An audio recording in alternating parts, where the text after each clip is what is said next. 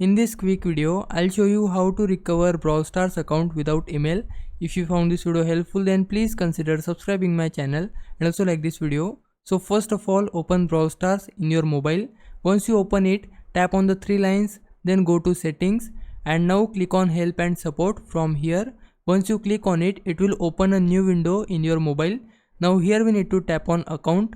Once you tap on it, now expand recover your account. Once you expand it, then click on I have lost access to my account and then it will show you this page. If you can't remember the email address you used to sign up for Supercell ID, then search through your email accounts for any messages mentioning Supercell ID.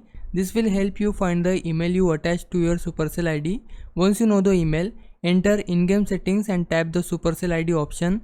Select login and enter your email address. You need to use your email address to receive a verification code when login. But if you have lost access to your email and account, then don't worry, you can still recover your Brawl Stars account. For that, scroll down here and then tap on lost access.